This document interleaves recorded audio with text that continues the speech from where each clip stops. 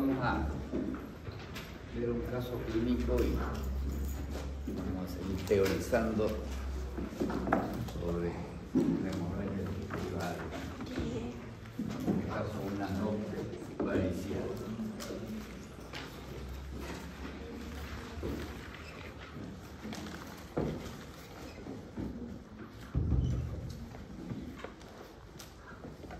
¿Alguien que lea? ¿Qué cosa? Alguien que lea.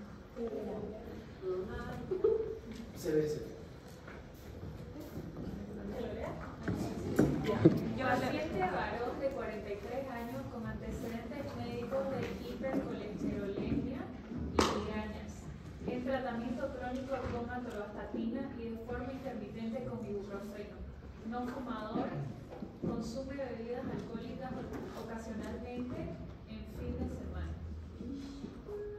Es conducido al servicio de emergencias por haber presentado episodio de hematemesis de sangre roja, que describe como abundante y no precedida de vómitos previos.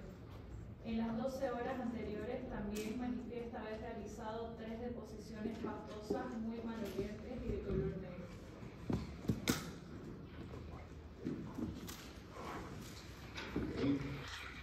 Tenemos entonces una persona joven, 22 años, refiere tener colesterol elevado, para eso toma su estatina. Como dolor de la cabeza también toma su ibuprofeno de vez en cuando, y así como todos ustedes beben ocasionalmente. Ahora debemos hacer todos los días que tienen ese.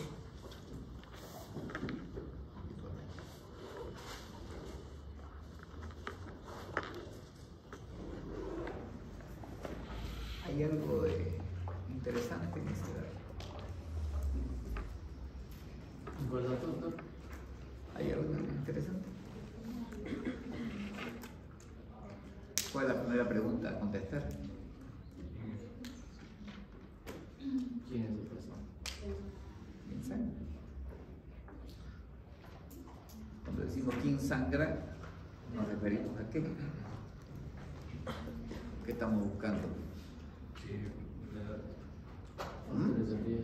Factores de riesgo. ¿Hay algún factor de riesgo en la historia? Sí. ¿Cuál? No me digan que el colesterol alto, porque te dio zapatazos de que en tu cabeza. Tiene dislipidemia ¿Y dónde dice en la teoría que es un factor de riesgo la dislipidemia? ¿Ah? Bebidas alcohólicas y tratamiento crónico. O sea que vos tenés peligro de hemorragia porque tomás una cerveza el sábado o el domingo. Tratamiento crónico. ¿Ah? el uso crónico de Ibuprofeno. AINES. Dice que es crónico, dice que le duele la cabeza, eventualmente toma ibuprofeno. No dice que todos los días consume 600 miligramos cada 12 horas durante 6 meses. Y además que no es un factor de riesgo. ¿Sabéis cómo se les acaba rápido la película? Dijimos, ¿cuáles son los factores de riesgo? Busquen sus apuntes. Paciente pediátrico. Pariente de 65 años. ¿Tiene? No tiene. ¿Tiene EPOC? Tampoco. ¿Está impactado hace 6 meses? Mucho menos. ¿Es renal crónico? No. ¿Tiene coagulopatía? Tampoco.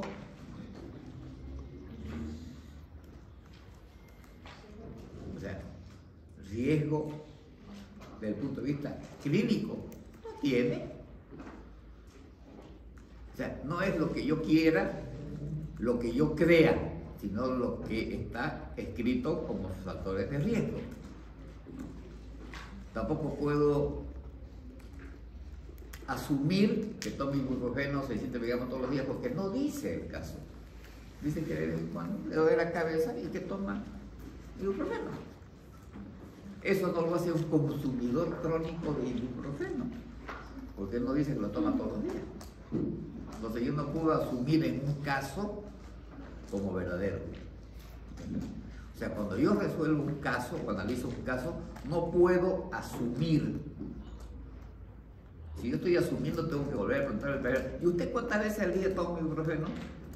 Ah, tomo cada 12 horas. ¿Y cuántos días toman? Una vez nomás al día cuando me duele. Si me queda la duda, pues y pregunto. Pero en un caso hipotético como este, si no dice, no tengo por qué asumir que fuese. Y aunque fuese así, tampoco es un factor de riesgo. Porque no está escrito que sea un factor de riesgo clínico.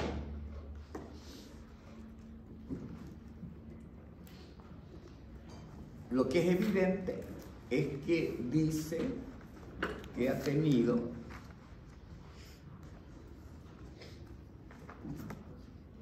un episodio de hematemesis. No nos dice cuándo, si fue esta mañana, si fue ayer, no dice, ¿no? Pero lo que sí dice es que en las últimas 12 horas ha tenido 3 deposiciones negruzcas pastosas. Y melena. Por lo tanto, la sospecha o el dato evidente del paciente es que tiene una hemorragia constitutiva alta, hematemesis y melena. Nada más. No podemos asumir ninguna otra connotación porque no está puesta. Bien. Siga leyendo. No recuerda haber padecido episodios previos similares, no manifiesta dolor abdominal previo ni sensación muriente epigástrica o torácica, no ha presentado vómitos previos al episodio de hematemesis, no ha consumido sales de hierro, bismuto ni tinta de calamar en días previos, no refiere tos precediendo a la hematemesis. En una inspección inicial el paciente presenta palidez cutánea y se muestra algo inquieto. Okay. Ya nos va aclarando. Antecedente no tiene. ¿No? Como uno pudiera pensar, la hemorragia es ulceroso crónico. No, no hay datos. No tiene antecedentes de dolor urente previo. No tiene dolor abdominal. No ha tenido vómitos previos a la hematemesis. ¿Por qué pregunta eso? ¿Por qué es importante eso? No ha tenido vómitos previos a la hematemesis. Para descartar un síndrome de Moeller-Weiss, ¿no? O sea, clínicamente la pregunta es clara. Después de muchos vómitos ha tenido de la hematemesis, no ha tenido ningún vómito previo. El primero fue ese. Entonces estoy descartando ya una etiología. No está. No ha consumido hierro.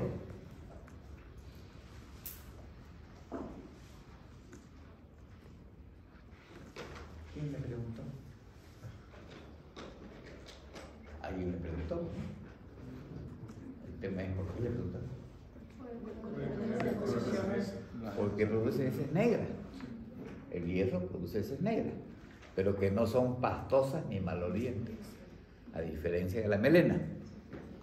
¿No? El hierro puede simular. Los presos en Palmasola toman hierro un montón y llegan con el diagnóstico de melena al hospital, ¿no? Simulando una hemorragia digestiva. Pasaron unos cuantos días de vacaciones en el hospital. ¿No? Pero cuando le dice cuando vaya a hacer me muestra que es diferente, es muy diferente, que no es ni pastosa ni maloliente. Bueno, aquí no consumimos tinta de calamar, pero podemos comer fricción preto. El paciente dice que tiene palidez.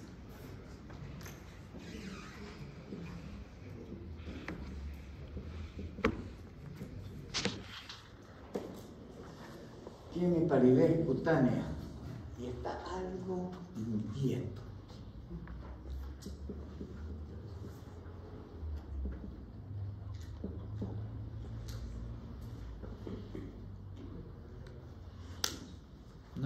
candidato en oriente a una situación, sabemos que no es una hemorragia varicial porque es diferente. Descartamos una hemoptisis, ¿por qué? Porque dice que no tuvo tos antes de, ¿no?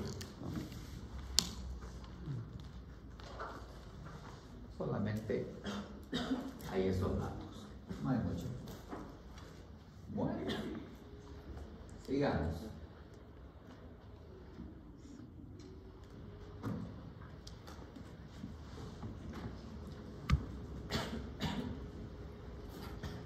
Ayúdeme, pues.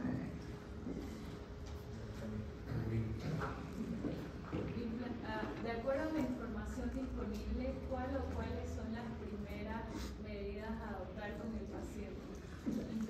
Este enunciado es muy importante, por favor, entiéndanlo bien. Cuando uno hace resolución de casos, uno siempre tiene que poner de acuerdo a la información disponible, no a lo que yo me imagine o a lo que yo tironee los pelos o supongo que.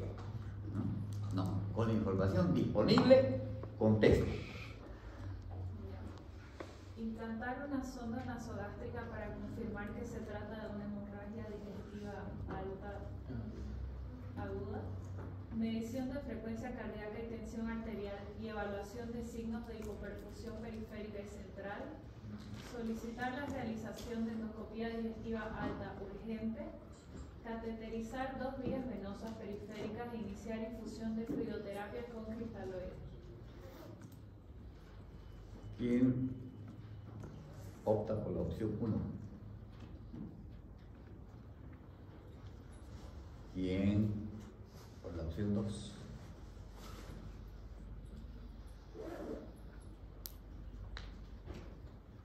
¿Quién por la opción 3? ¿Quién por la 4? Veamos. Vamos por sonda nasogástrica, estamos viendo que no hace falta, no tiene ningún sentido si es para confirmar. La hemantemesis y la melena es suficiente para confirmar, o sea, no hay nada que confirmar. Mido, a ver, solicito endoscopía digestiva alta, ¿por qué? Yo, Claro, usted levantó la mano. sí, porque creo que con la información que ya se tiene actualmente, estamos dudosos, entonces... Primera pregunta, ¿quién sangra? Segunda pregunta, ¿cuánto sangra? Tercera pregunta, ¿de dónde sangra?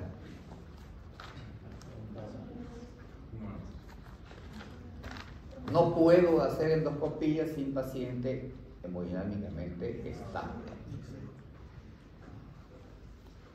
Nunca. Entonces, por descarta, no es. Medición de la frecuencia cardíaca, tensión arterial, evaluación de signos, bioposición periférica y central.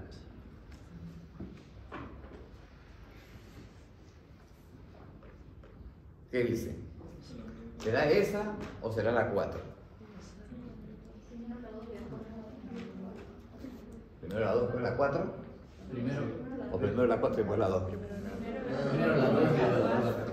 ¿Ah? Primero la 2 y luego la 4. Primero la segunda. Primero la 2 y después la 4. No. Siempre primero la 2. Porque yo tengo que evaluar clínicamente al paciente. Presión arterial, porque con eso me va a permitir también evaluar el cuánto sangró, ¿no?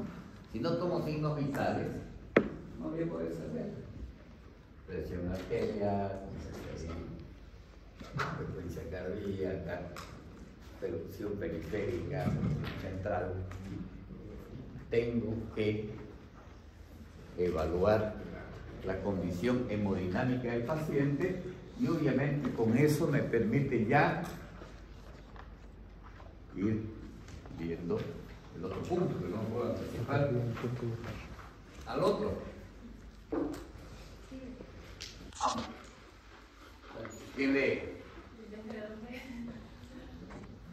Respuesta correcta a la pregunta número 1. Tras una breve anamnesis que confirme la hemorragia digestiva aguda alta, debe evaluarse el estado hemodinámico En líneas generales, un paciente normocoloreado con piel caliente y seca, una frecuencia cardíaca menor a 100 latidos por minuto y una presión arterial sistólica mayor a 100 milímetros de mercurio refleja un estado neurovegetativo intacto. Por el contrario, una piel pálida, sudorosa y fría, una frecuencia cardíaca mayor a 100 latidos por minuto, una presión arterial sistólica menor a 100 milímetros de mercurio reflejan un estado neurovegetativo alterado, lo que traduce una situación de inestabilidad hemodinámica. Ok, entonces el paciente con hematomegalia, melenas, digestiva, evaluación de la hemodinámica.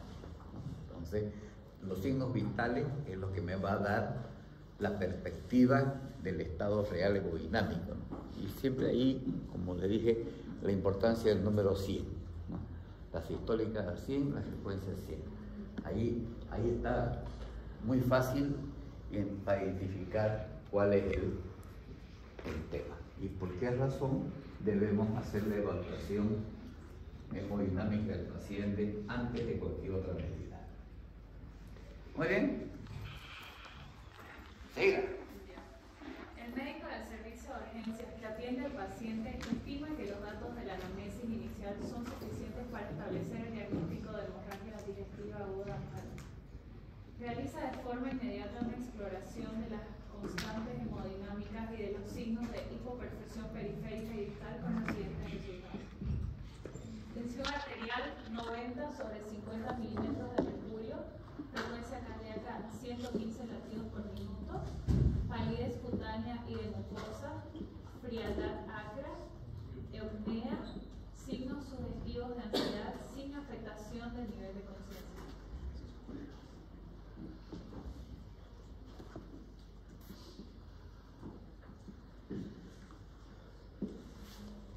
Aquí estamos hablando que hay algunos datos clínicos que nos están mostrando que hay hipotensión, ¿no?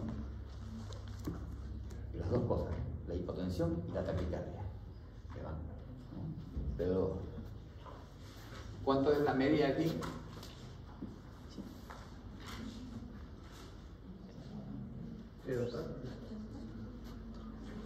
Media es 70. ¿Estás eliminando o estás? No, 90 más 50 es 140. El error es 70 es ahorita. Es una parte de ¿70? Sí, ¿Seguro? 100%.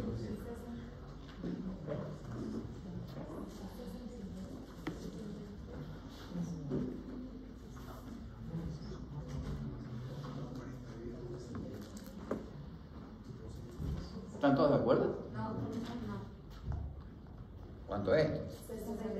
¿Ah? 63,3. 73. 60. Ah, 63. El valor de hipotensión es ese, pero el valor de presión 90 más 50 más 50 dividido 3. 190 dividido entre 3 es 63, no 70.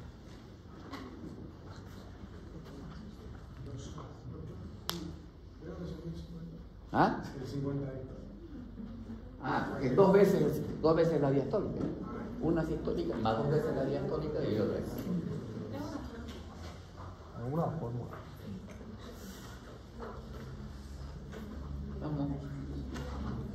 Estamos con un paciente hipotenso. ¿Ok?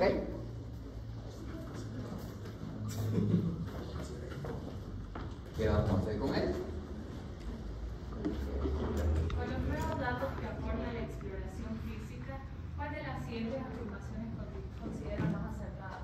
1. El sondaje nasogástrico permanente es obligado para confirmar la hemorragia digestiva aguda alta y para evaluar la actividad del sangrado y sus posibles recidivas. 2. La gravedad del sangrado aconseja la realización inmediata de una endoscopía digestiva alta. 3. Se trata de una hemorragia digestiva aguda alta con criterios de gravedad y deben iniciarse de inmediato maniobras de reanimación hemodinámica. 4. Es recomendable practicar lavados con suero a través de la sonda nasogástrica para mejorar la visión durante la endoscopía.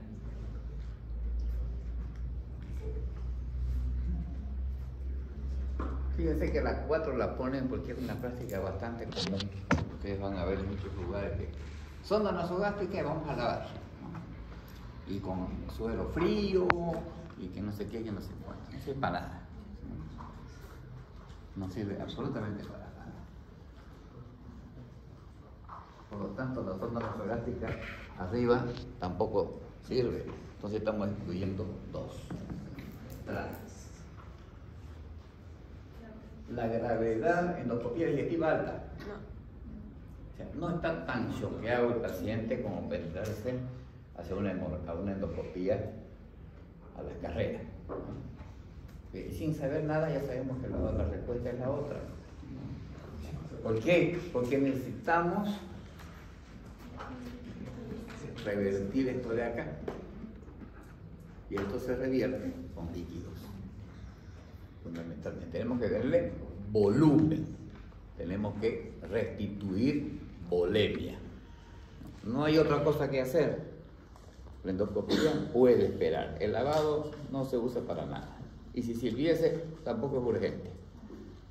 Lo importante es restituir la volemia, abrir volumen para levantar presión y que los órganos no sufran. El médico del servicio de urgencias que atiende al Ahí lo paciente. vimos, pero no. Con los nuevos datos que aporta la exploración física, ¿cuál de las siguientes afirmaciones considera más acertada? Es la Vale. A ver. Ok. Ahí está la respuesta.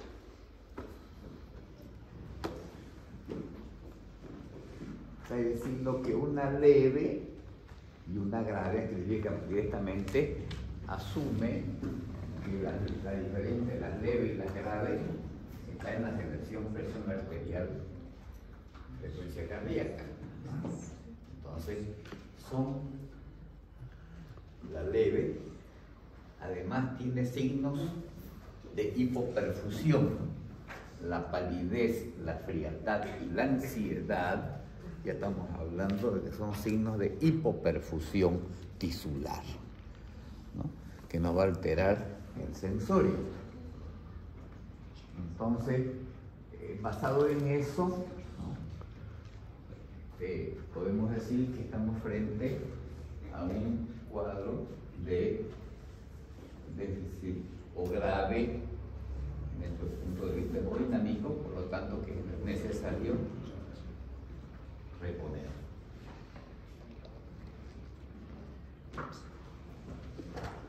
Fíjense en este cuadro, ustedes ya lo saben de memoria, ¿no?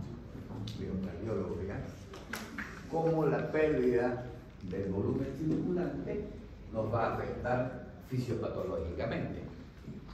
Por un lado, a la vez pérdida de volumen, tenemos una disminución de la precarga. Eso es clarísimo. No está llegando sangre suficiente a la aurícula. Por lo tanto, hay hipotensión. Al haber hipotensión, hay secreción de catecolaminas. Esto para hacer ¿qué? Vasoconstricción periférica, que ahorita la respuesta.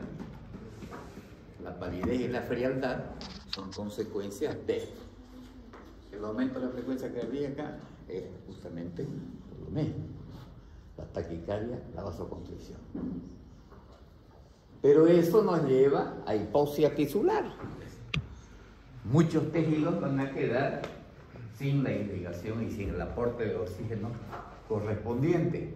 Si no hay aporte de oxígeno correspondiente, hay acumulación de ácido láctico periférico, lo que nos lleva a una cirrosis metabólica. Y además hay lisis proteica y falla multiorgánica con coagulación intravascular diseminada que puede generar un shock hipovolémico con falla cardíaca aguda. Entonces, por esa es la razón que tenemos que hacer la reposición urgente con los líquidos.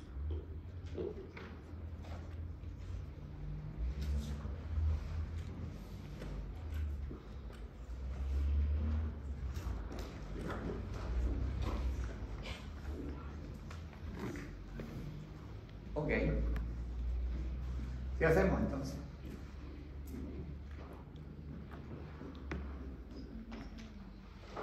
Eso me ayuda. Mantenimiento de la vía respiratoria permeable. Posición en decúbito lateral y Trendelenburg en pacientes inconscientes y valoración de oxigenoterapia. 2. Canulación de 2 vías venosas periféricas, si es posible, con catéter de 18 o calibre superior, en casos graves o si existe riesgo de sobrecarga volémica o tener una vía venosa central. Monitorización de la tensión arterial, frecuencia cardíaca, electrocardiograma, diuresis horaria, en casos graves, presión venosa central, analítica sanguínea que incluye hemograma, estudio de coagulación, bioquímica con perfil hepático, función renal e iones, pruebas cruzadas, equilibrio ácido-base en casos graves, radiografía de tórax. 4. Recuperación progresiva de la volemia mediante cristaloides, lactato suero fisiológico y o expansores de plasma. Objetivo, tensión arterial sistólica 100 metros de mercurio, 80-90 en hepatopatía, frecuencia cardíaca mayor a 100 latidos por minuto, presión venosa central 5 a 10 centímetros de agua, diuresis mayor a 30 milímetros por hora. Ah, difícil.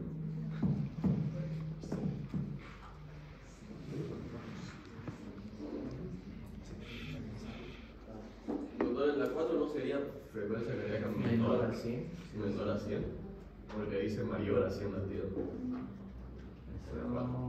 Arterial. Pues no sé, igual menor a 100.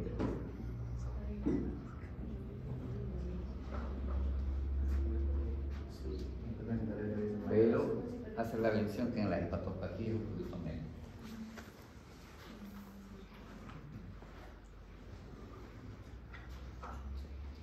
O sea, en realidad, esto no está preguntando nada, me está diciendo todo lo que hay que hacer.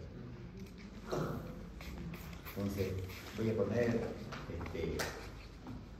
primero voy a ir permeable, que no se nos vaya a vomitar, que no se nos vaya a broncoaspirar, póngalo de un ladito. Si está inconsciente, con mayor razón, no Trendelenburg. Segundo, ponga vías venosas gruesas. Tercero, haga monitoreo. ¿Monitoreo de qué? De los signos vitales, fundamentalmente, ¿no? Además, pida análisis de sangre, hemograma, coagulación, perfil hepático, función renal, pruebas cruzadas, que son los CUMS, para ver la compatibilidad con la sangre, que vamos a poner si es necesario. Gasometría en casos graves, rayos de tórax, y que tenemos que buscar mediante cristaloides subir esa presión arterial, disminuir la frecuencia cardíaca y tener una diuresis apropiada. Es todo lo que se tiene que hacer. Aquí no hay opciones, no está preguntando cuál es la opción, sino que todo eso es lo que hay que hacer. Porque dice maniobras básicas de estabilización hemodinámica. Entonces, ¿cómo estabilizo a un paciente? Así.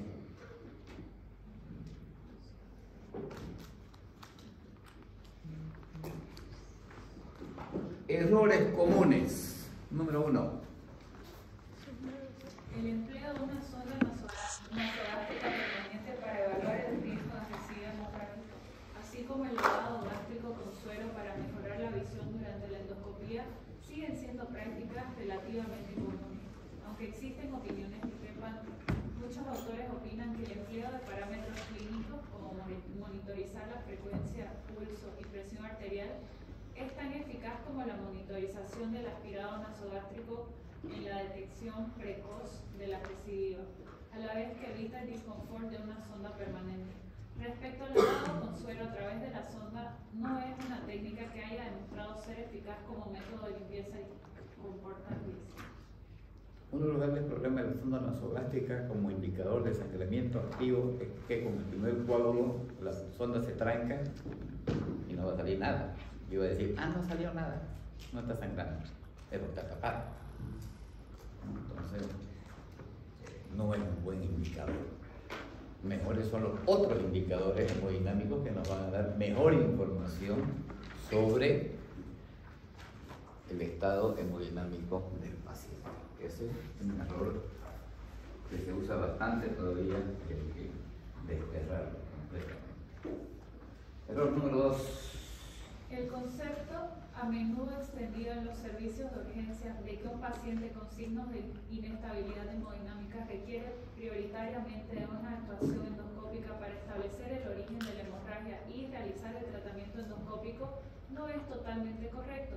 Ciertamente, la endoscopía realizada antes de 2 horas desde el ingreso incrementa el riesgo de saturación y broncoaspiración en pacientes inestables. Por otro lado, el mayor índice de resangrado tras la endoscopía ocurre precisamente cuando se realiza una terapéutica sobre una lesión con signos de sangrado activo. Esa es la razón por la cual tengo que tener paciencia para la endoscopía. Porque a veces, inclusive, me hace mal. Pero lo más importante es que tengo que mantener al paciente hemodinámicamente estable para poder ir a ver qué está pasando, y también hay que darle tiempo a que coagule, que haga el coágulo, etcétera, etcétera, la fisiología normal de la coagulación de una lesión sangrante.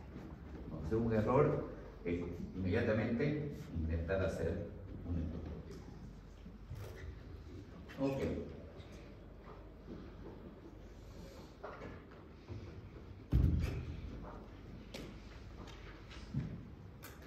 Leia. Iniciadas las medidas de reanimación, se obtiene una recuperación satisfactoria de la bulimia mediante la administración de cristaloides como suero fisiológico hasta conseguir la presión arterial sistólica de 110 milímetros de mercurio y descenso de la frecuencia cardíaca de 90 latidos por minuto. Se solicita el control de la diuresis, comprobado que supera los 30 milímetros por hora. ¿Cuánto es la presión? 110. 110 no dice la distonia, ¿no? Y frecuencia cardíaca de 90. Entonces, ya lo revertimos. La sistólica está por arriba de 100 y la frecuencia por debajo de 100, está en 90. Y la diuresis supera los 30 ml. Okay. Simultáneamente se ha solicitado una analítica sanguínea urgente y la realización de pruebas cruzadas para determinar la compatibilidad con el grupo sanguíneo del paciente, reservando 4 concentrados de hematía. El hemograma muestra cifras de hemoglobina de 8.4 gramos por litro, hematocrito de 26% y volumen corpuscular medio de 93 pentolitros.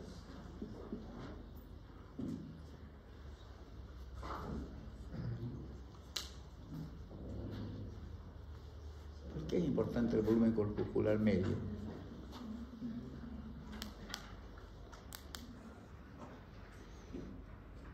Primero, ¿qué es el volumen corpuscular medio? Es un índice hematimétrico, ¿no? O sea, de mediciones, que me mide ¿qué? El tamaño promedio de glóbulos rojos. ¿Cuánto es lo normal? 80 a 100 centilitros. Si fuera diferente, si fuera 140, ¿ah? Está llegando anemia macrocítica. Porque digo, 8 gramos de hemoglobina está más o menos bien, pero con un eritrocito así grandango, así, estamos dando una anemia crónica. No lo mismo que una microcítica o una normocítica. Aquí estamos hablando de una anemia leve, pero normocítica, que es característica de las hemorragias agudas. Está con volumen corpuscular bien.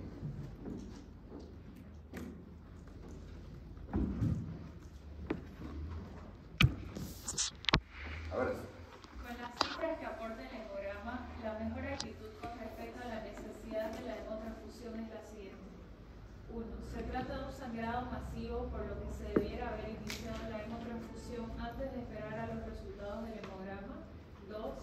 Es conveniente iniciar hemotransfusión de al menos 2 concentrados de matíes con el objetivo de alcanzar una cifra de hemoglobina próxima a 10 gramos por decilitro. 3. La hemodilución que va a producirse en las horas siguientes aconseja la administración de un mínimo de 4 concentrados de matíes.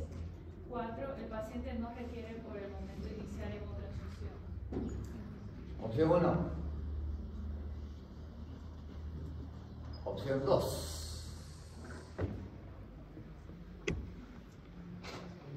Solo 2, 3, 4, 5. Opción 3.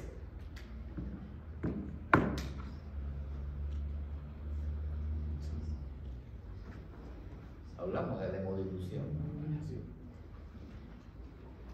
Opción 4. No hay que nada. Se van a inventar una opción 5, la que no hay. La 3. 4. Perdón, la 4.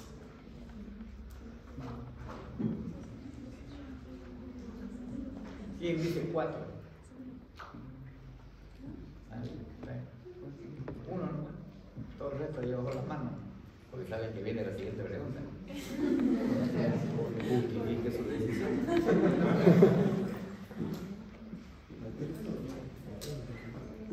¿Qué pasa? Con la 4. ¿Por qué 4? ¿Por qué no requiere? Porque una hemorragia leve. Acabamos de decir que es grave.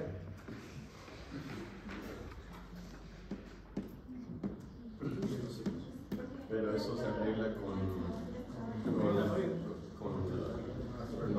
hemotransfusión. Vamos a dejar con sus 4 glóbulos rojos dando vueltas. Sí. No, necesito. ¿Le ponemos o no le ponemos? Entre la 2 y la 3. Le ponemos 2 y estos 8 lo llevamos a 10. Pero no es suficiente. ¿No es suficiente? Con 10 está normal. Casi, con 11 ya está pitando aquí. Pitando.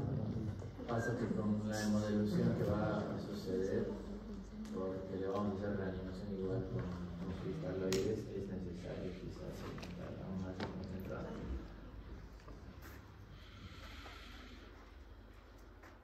¿Cuánto es? ¿Cuánto es? 5. ¿Más esto?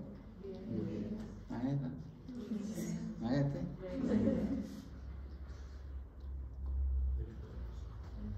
Para escuchar y para callar suman 23. 23. 26. No alcanza. Ya. El hematocrito mínimo, el 23, pues un número. Ustedes pueden sumar los 3 de la forma que ustedes quieran. Indica más o menos una hemoglobina de 7. Entonces, si la hemoglobina no está por debajo de 7 y el hematocrito no está por debajo de 23, no administre sangre. Porque vio que con solución fisiológica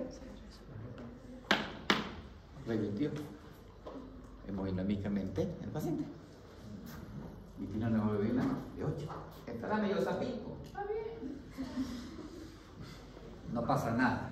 Pero por el momento, este momento, no necesita.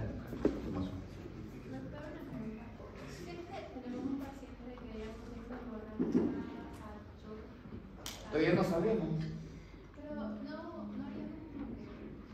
Pero no sabemos todavía.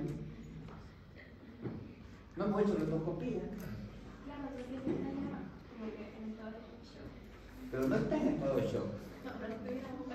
Ah, como dice el gran poeta español que veo, este cadáver yerto mi vida todavía es el sobreviviente de muertos. No puedo suponer lo que no está. ¿No? Estamos después podemos hablar de la teoría. Ahorita estamos resolviendo un caso. No podemos anticipar esos datos que no existen todavía. ¿No? Ahora, si yo le digo, hacemos la endoscopía y encontramos un Forest A, 1A, se toma su decisión. Pero mientras tanto no tengamos información, tenemos la información de los signos vitales del hematocrito y la hemoglobina. Con esos datos, no transfusión. Todavía. No transfusión. Eso no quiere decir, fíjate que antes dijo que iban a guardar unos glóbulos rojos. Ya pidieron 3 entradas nomás para por si acaso. Para no pelarle. Ahora vamos a ver qué dice nuestra teoría. Muy bien. Aquí está la respuesta. Mientras persista activa la hemorragia, se recomienda mantener un nivel de hemoglobina superior a 70 gramos. A 7. A 7. Lo que pasa es que en Europa son gramos y nosotros usamos miligramos por decilitro, estos usan gramos por litro. Entonces tenemos que 7. A nosotros es 7.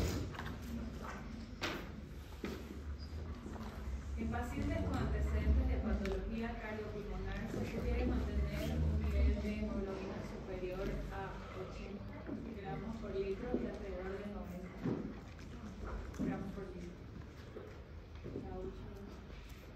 En pacientes normovolémicos con el sangrado controlado sin antecedentes cardiopulmonares se recomienda mantener un nivel de hemoglobina superior a 7 gramos por litro, mientras que en el caso de pacientes euvolémicos con el sangrado controlado pero con factores de riesgo cardiovasculares o antecedentes se sugiere considerar transfundir sin hemoglobina inferior a 8. Hay un punto de diferencia de lo que estaba escrito en tu cuadro, ¿no? Del manejo de la... Yo siempre digo 7, ¿no? Vamos a hacer los esfuerzos para llegar a 7. Pero si el paciente es cardíaco, si el paciente es hepatópata, tengo que ir un poquito más allá, tengo que llegar a 8. Porque necesita ¿qué? Más oxígeno. Los 7 gramos de hemoglobina no me alcanzan para transportar el oxígeno que yo necesito si el paciente es cardíaco. Entonces necesita un poquito más. Si el paciente es hepatópata, un poquito más, ¿no? Pero en pacientes normales, o sea, 100 patologías cardiopulmonares, la hemoglobina tiene que estar alrededor de 7. Si está menos de 7, recién hemos transfundido. Si no, no. Ok.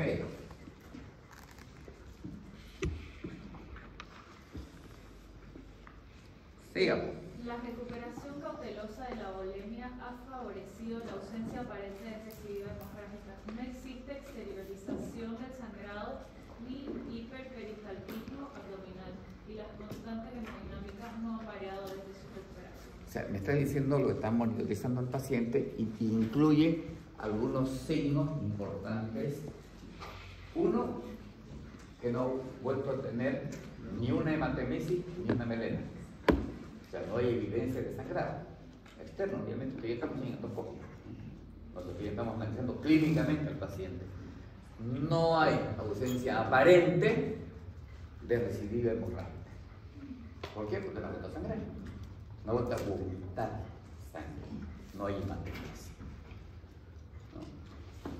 No hay hiperperistaltismo. La sangre produce aumento de la peristalsis intestinal, ¿no? Entonces, el paciente comienza a tener aumentados los ruidos abdominales, ¿no? Cuando hay sangramiento activo, porque la sangre estimula al intestino y aumenta el peristaltismo. No hay peristaltismo. Y las signos vitales no han variado de arriba. Eso quiere decir que vamos bien. Está estable. Y fíjense la palabra clave.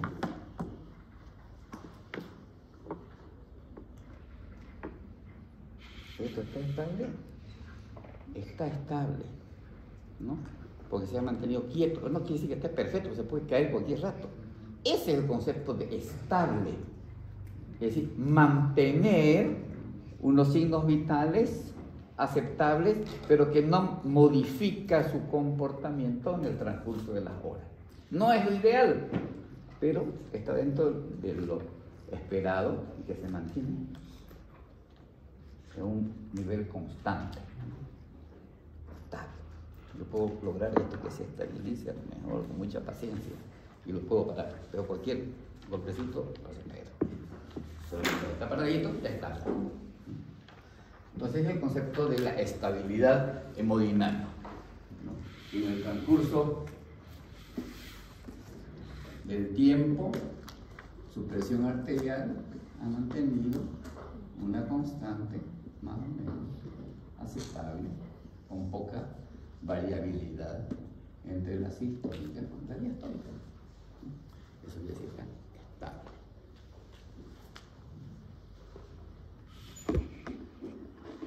Una vez conseguida la estabilización hemodinámica del paciente y tras tomar la decisión inicial de no transfundir, el clínico se plantea la posibilidad de añadir otras terapias farmacológicas y realizar una primera estimación del riesgo antes de solicitar la realización de una endoscopía digestiva aguda. Ajá. ¿Qué podría ser eso?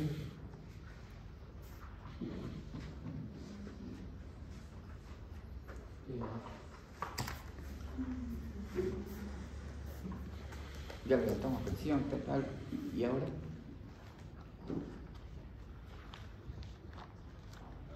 Ya se olvidaron.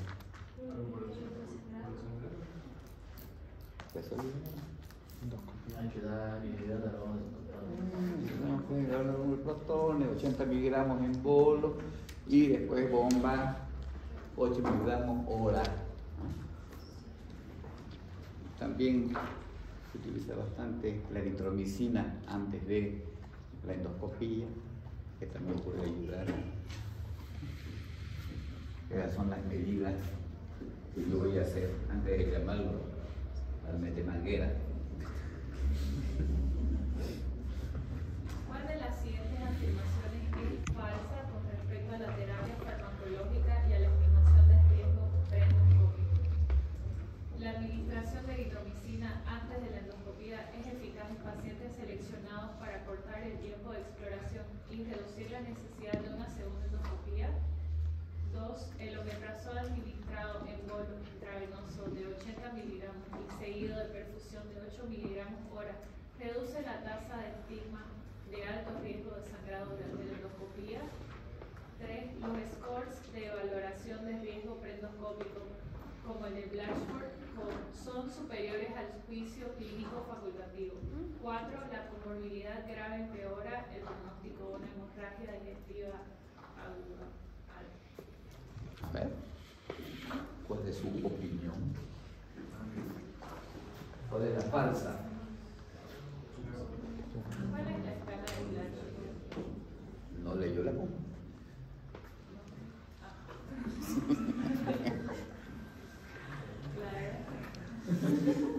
En la punta es una escala que hace escala de riesgo, que le da a la presión arterial algunos datos clínicos, ¿no? Que es un sistema de puntuación, ahorita lo vamos a ver, que me indica la gravedad del paciente. Pero nosotros dijimos que la evaluación de la gravedad la podemos hacer clínicamente. O sea, no necesitamos de ningún sistema de score, puede ser importante, pero tampoco es mucho mejor ese que el juicio clínico, porque finalmente, si no me sé la tablita, no quiere decir nada. Si yo evalúo, si ya contesté la primera pregunta, los factores de riesgo, ok, ya está, ¿no? Por lo tanto, si decimos administrar eritromicina, es válido. El omeprazol hay que hacerlo. Y la comorbilidad, EPOC, renal, crónico, hepático, ¿aumenta la mortalidad? Sí. La única falsa, por lo tanto, es la número 3. O sea, ¿no?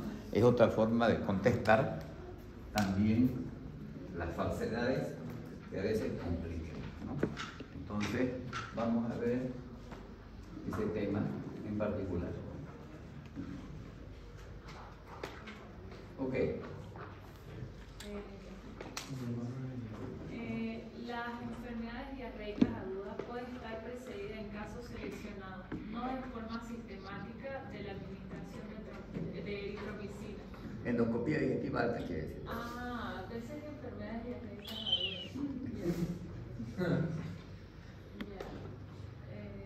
Dosis única de 3 miligramos por kilogramo o 250 miligramos 30 a 90 minutos antes de la endoscopía para promover el vaciamiento gástrico de los restos hemáticos acumulados. Esta medida ha demostrado ser eficaz para la mejor visibilidad, acortar el tiempo de exploración, reducir la necesidad de una segunda endoscopía y es posible que también para disminuir el número de unidades de sangre transfundidas.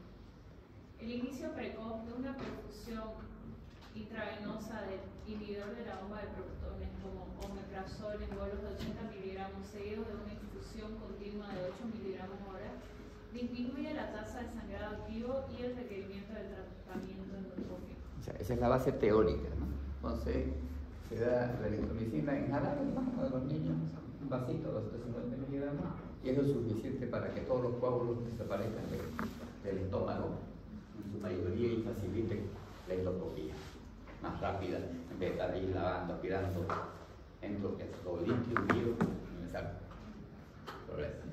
Y obviamente la infusión, la administración de omeprazol en esa dosis, ¿no?, me va a prevenir el riesgo de resangrar.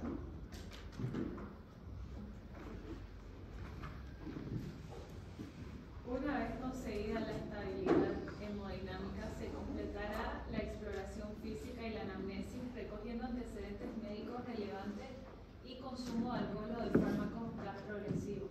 Con los datos clínicos cabe establecer una estratificación inicial del riesgo preendoscópico mediante diferentes escalas, si bien estas no han demostrado ser superiores al juicio médico especializado a la hora de precedir resangrado y mortalidad.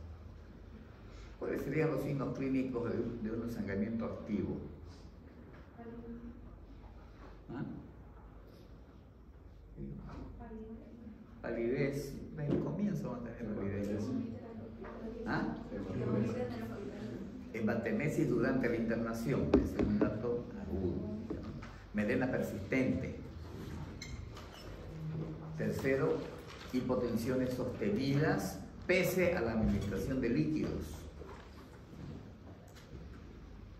Entonces, eso nos está indicando que está activa la desangramiento.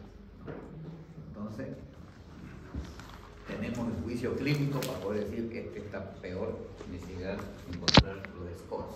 Lo vamos a ver enseguida. Estos son los criterios, ahí están. Los Bradford, urea, hemoglobina, presión arterial sistólica y enfermedades hepáticas o falla cardíaca y melena son los parámetros que dan. Pero fíjense que básicamente es lo mismo, ¿no? Lo único que incluye son datos laboratoriales, ¿no?, de la hemoglobina y de la urea. De la urea.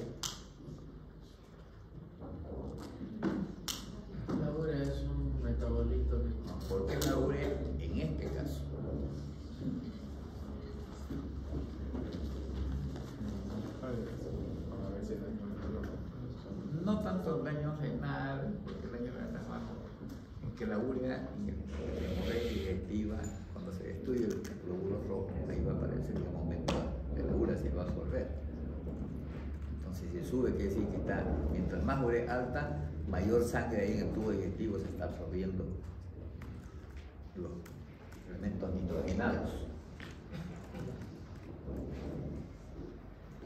Estas son otra escala, ¿no? De Roca, habla la edad, ya dijimos la edad, estado circulatorio ya lo vimos, presión arterial, frecuencia cardíaca, y tiene enfermedades asociadas, ya lo dijimos. Entonces, no es necesario tener un sistema de puntuación, porque ya lo describimos eso en el primer punto de la evaluación clínica, ¿no? Pero un poquito de eso que me gusta hacer. Ok. Sigamos. La estimación preendoscópica del riesgo mediante el score Blatchford y el juicio médico del facultativo que atiende al paciente coinciden en que lo adecuado es seguir con el manejo hospitalario del paciente. Se solicita entonces la realización de una endoscopía digestiva alta urgente que se practica en condiciones de estabilidad hemodinámica y habiendo transcurrido 6 horas desde la admisión del paciente en el servicio de urgencia. Tranquilo. Llamamos a la endoscopía. La endoscopía informa sobre la presencia de una úlcera en bulbo duodenal que presenta un sangrado babeante por uno de sus bordes.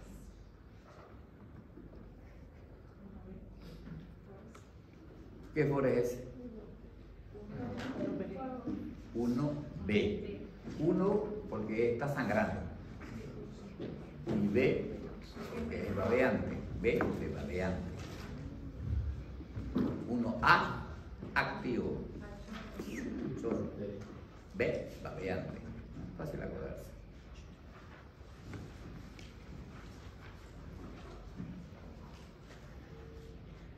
Ahí está su babeo.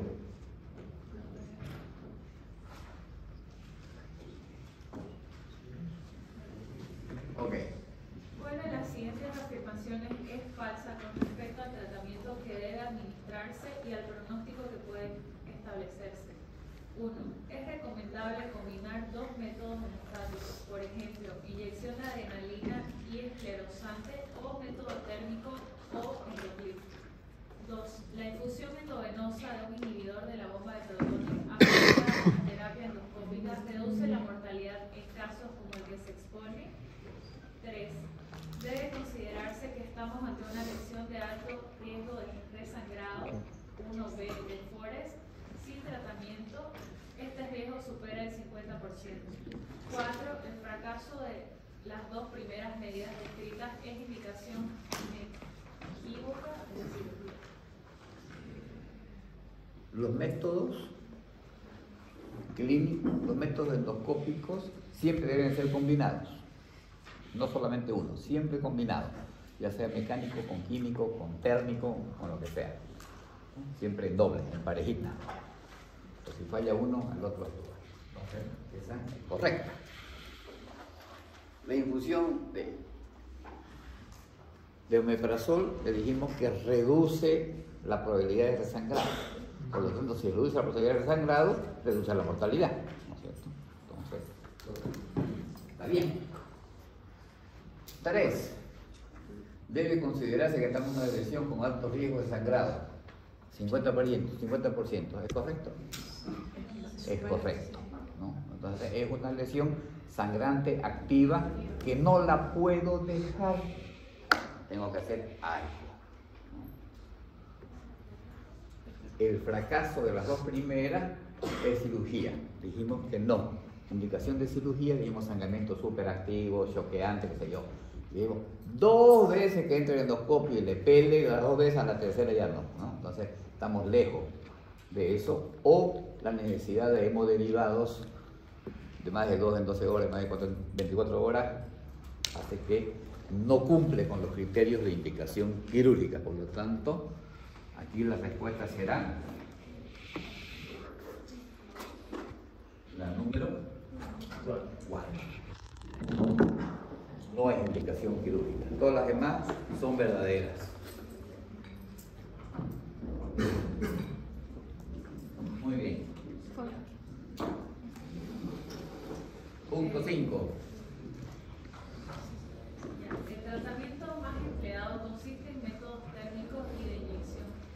habitualmente con adrenalina al 1/10.000. Con ello se consigue el control del sangrado en más del 95% de los casos. También mejoran los requerimientos transfusionales, la duración de la estancia hospitalaria y la supervivencia. La monoterapia con inyección de adrenalina consigue resultados subóptimos y debe asociarse a un segundo método hemistático, como la inyección de un agente esclerosante, un método térmico de contacto o la implantación de virus. Entonces, generalmente se hace la adrenalina con el etamolín o si no con el uso, si es que el vaso está visible, ¿no? Si lo ven como en el arterial, entonces el clip excelente, directamente voy a una hemostasis directa sobre los sangrantes, ¿no?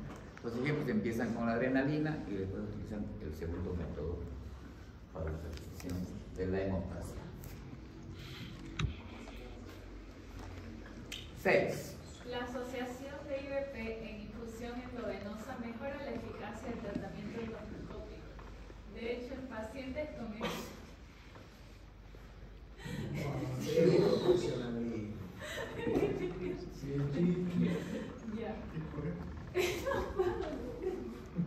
Ayúdenle pues. De hecho, en pacientes con estigmas endoscópicos de alto riesgo, el tratamiento combinado de infusión endovenosa continua más terapia endoscópica reduce el riesgo de recidir hemorrágica y la mortalidad. Que me dan risa las guías clínicas. Ahora, un traductor, por favor. Manejo de pacientes con sangrado de dulce. Vamos a ver.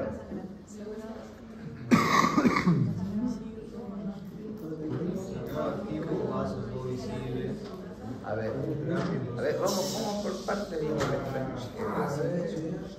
Don Jackson. Sangrado activo o no activo con vaso visible. Entonces estamos hablando de 1A, 1B o 2A. A ver, vaso visible, 2A. ¿Qué se hace? Endoscopía, la terapia. Abajo, ¿qué dice? Infusión. IVP endovenoso no se ve. Inhibidor de protones endovenosos. ¿Ok? Estamos correctos. Si tenemos un 2B, ¿no? Porque decimos ahí coágulo adherido. Cuando hay coágulo ya no hay sangramiento. El coágulo más ahí puede considerarse endoscopía. Depende de la habilidad del endoscopista. Yo prefiero que está ahí el coágulo, no me lo toque porque puede sangrar. Prefiero esperar y si sangra, entre por segunda vez, ya armado. Pero ir a escarbarlo, ¿no? Es como tener, ¿no? Doctor, La caracha y estar ahí, ¿no? Doctor, en ese caso. O terminan con la corteza, están enviando las fotos. Nunca va a cicatrizar su herida. Doctor, en ese caso, si se ingresa a endoscopía y se ve el coágulo, entonces uno decide mejor no tocar. Vuelve a resangrar.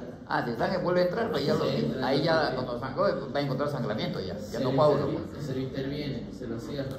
Sí. Y vuelve a resangrar ya. Cirugía. Cirugía directa. Bueno. El tercero. Espacio plano o. Es el lado que estamos hablando de 2. O base. 2B. 2B. Coágulo plano, adherido al fondo, O base. granito. No lo toques, no tiene por qué, ya está con su postra ahí. Ya. Ahí nomás que no le hagan nada, solamente le hacemos en todo, bomba de protones, nada. Eso quiere decir que la endoscopía intervencionista me va a servir para también decidir sobre la terapéutica endoscópica. Si es 1A, 1B o 2A, interviene sí o sí. Ya para allá, no. Observa el 2B, puede ser, pero los otros ya no. El 3 ni que se diga, porque el 3 no hay estigma. Ya. No pasó nada.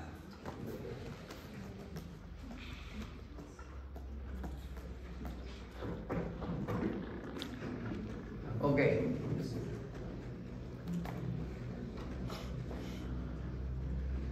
Aquí me está diciendo lo mismo que sabíamos, solamente que me está agregando la probabilidad de resangrado.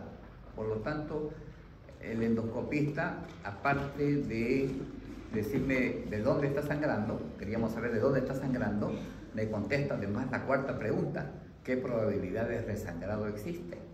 De acuerdo, en caso de las úlceras, me va a decir esos porcentajes de probabilidad de resangrado, ¿no? Estableciendo un pronóstico sobre la lesión. Es por eso, como tienen alto nivel de resangrado, los 1A, 1B y el 2A, entonces son los que intervienen directamente. Los otros tienen baja probabilidad de resangrado, por lo tanto, sobre ellas no debe actuar el endoscopista. Para eso sirve, esa es la utilidad clínica que nos dan los estigmas de Fox, ¿no? Entonces nos dice el lugar, nos dice la lesión, nos la clasifica y nos dice además la probabilidad de resangrado y si va a actuar o no va a actuar sobre la lesión.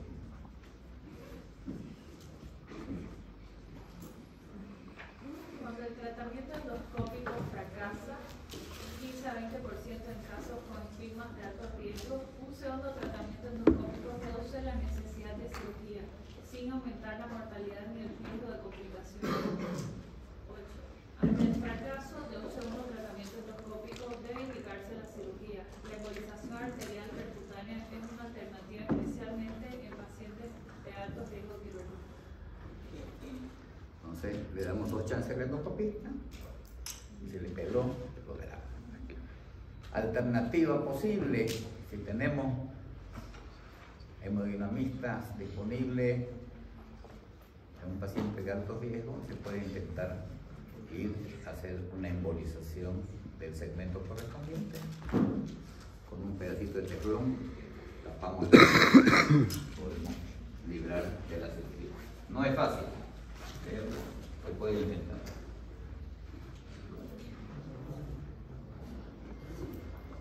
El paciente recibió tratamiento endoscópico combinado, inyección de adrenalina y colocación de clip, con lo que se obtuvo el cese del sangrado activo. Mantuvo después una perfusión endovenosa de IVP durante 3 días, no observándose durante el periodo de ingreso hospitalario signos de residuo hemorrágico.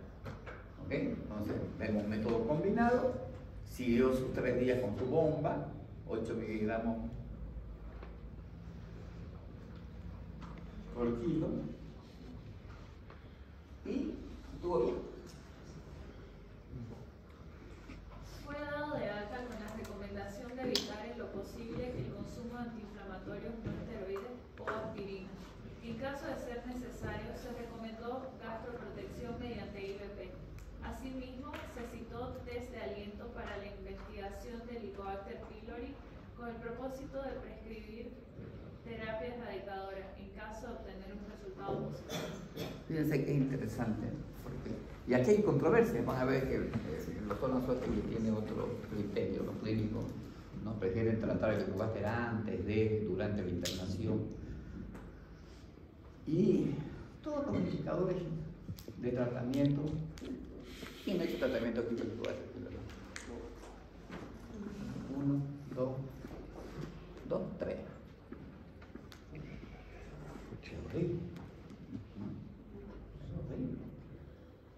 Dice, ¿me estoy curando la gastritis o me la estoy provocando? Uno se pregunta, no, porque miércoles, ¿no? La claritromicina es tremenda, la amoxicilina también. Y encima la dieta que hay que tener, ¿no? El estómago todo hecho una chumba. Entonces, está lesionadito, ¿para que le voy a seguir comentándole? Entonces, con calma, voy y le hago su diagnóstico, y fíjese que ellos promueven el test del aliento. El test del aliento se hace con gammagrafía.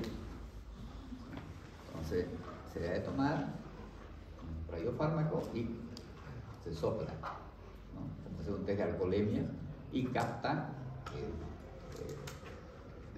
el producto de exhalación del estrógeno provocado por la gastritis por el Helicobacter, ¿no?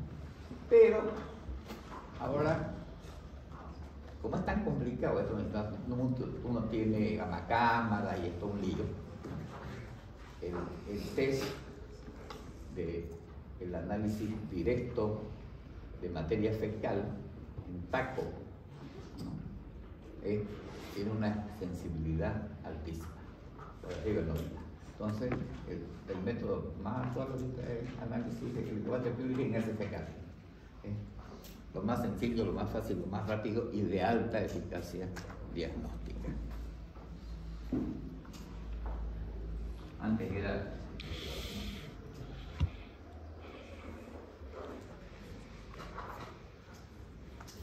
¿ok? Ahí tienen una pequeña muestra de lo que será su examen.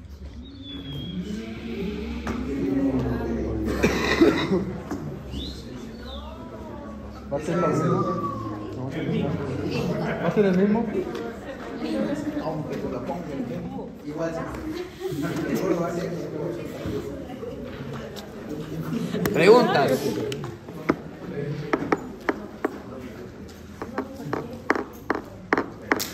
¿Ninguna? Levante la mano el que no vino.